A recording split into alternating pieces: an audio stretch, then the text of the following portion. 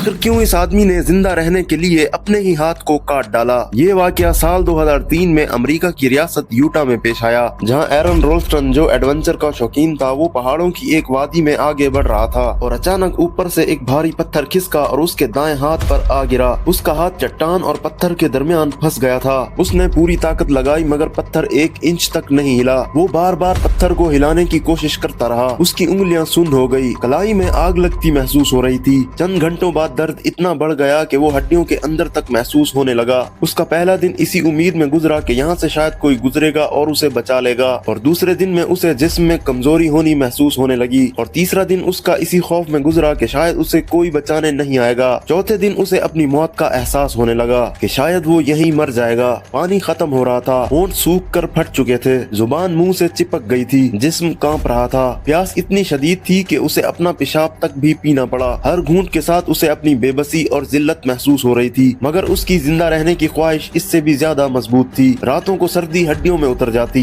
दिन में धूप जख्मों को जलाती। अकेलापन उसके दिमाग से खेल रहा था। खामोशी इतना गहरी थी कि उसे अपने दिल की धड़कन भी चीखों की तरह सुनाई दे रही थी। चौथे दिन उसने मान लिया कि अब उसकी मदद के लिए कोई नहीं आएगा। उसके हाथ की उंगलियां काली पड़नी शुरू हो चुकी थी। दर्द अब उसके लिए एक मुस्तकिल अजाब बन चुका था। वो जान चुका था कि अगर उसने कोई फैसला न किया तो ये वादी उसके लिए उसकी कब्र बन जाएगी। 5वें दिन एरन ने खुद को जहनी तौर पर तैयार किया। उसके पास सिर्फ एक चाकू था जो किसी भी चीज को काटने के लायक तक नहीं था। उसने फैसला किया कि वो इस चाकू से अपने हाथ को काट देगा। उसने सबसे पहले अपने बाजू को एक रस्सी से बांधा और जोर लगाकर अपने हाथ की हड्डी तोड़ डाली। दर्द इतना शदीद था कि उसकी चीखें पूरी वादी में गूंज रही थी। उसकी आंखों के सामने कुछ देर के लिए अंधेरा छा गया, मगर उसने हाथ नहीं रोका। वो उस चाकू से अपने हाथ के गोश्त को काटता रहा। उसने आहिस्ता आहिस्ता करके अपना हाथ काट डाला। जब वो आजाद हुआ तो वो वहीं बैठकर रोने लगा। लेकिन उसकी कहानी यहाँ खत्म नहीं हुई। वो जख्मी जिस्म के साथ 65 फुट नीचे उतरा। उसको चक्कर आ रहे थे और उसका खून भी बह रहा था। फिर भी उसने 7 किलोमीटर तक गिरते पड़ते पैदल सफर किया।